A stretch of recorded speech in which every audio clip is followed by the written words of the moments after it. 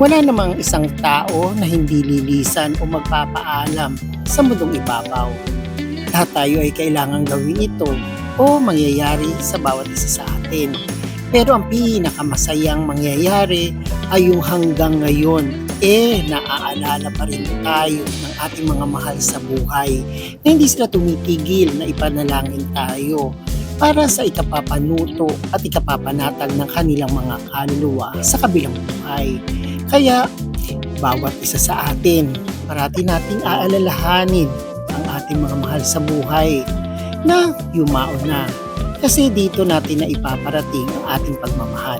Yan ang aking isi-share ngayon dito sa aking My Journal in Motion sa Love Life Me, Myself, and I dito sa Alexander YouTube channel.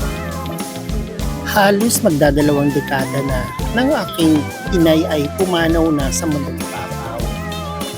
Pero ang lungkot at ang sakit ang siyang nagdudugtong pa rin ang aking pagmamahal sa kanya. Sabi nga let the pain remain and forever in our heart. Kasi doon natin na papanatili ang ating paghati na papalitan ng pagmamahal.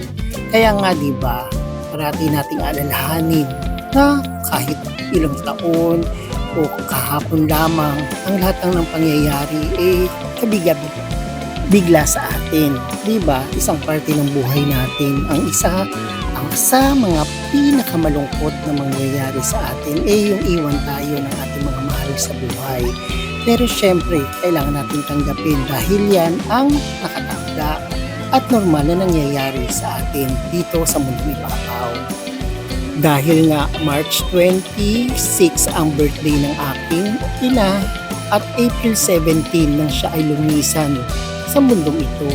So, magkalapit lamang ng buwan.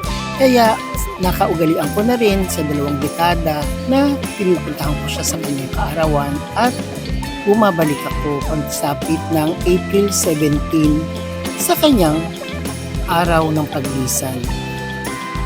Kahit 2 dekada na ito, parang kahapon lamang. Ting maiisip natin na tayo ay nag-iisa na lamang na pagbabalik tanaw sa mga pinagsamahan natin bilang isang anak at siya ay ang aking ina na syempre diba, yun nga yung pinakamakasakit na mawalan ka ng isang magulang ng isang ina. Kasi diba, sa bawat galaw natin sa mundong ibabaw mula nung tayo ay nasa kanyang sinapupunan pa lamang magkarugtong ng ating buhay. Kaya paano kung siya ay lilisan, hindi natin maharap ang mundo. Pero kailangan natin magpakatatag.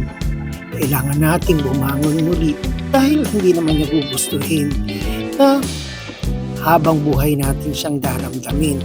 Pero ang pinakamasayang kanyang mararamdaman ay yung parati natin siyang maalala. Sa bawat galaw at sa bawat kilos natin sa mundong ibabaw, nandito pa rin siya sa ating puso at isipan.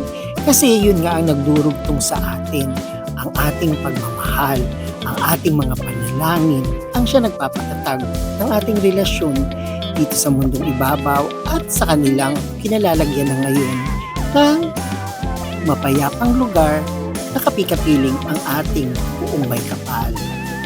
Kaya wag nating iwawaglit sa ating mga puso at isipan na sila ay kalimutan.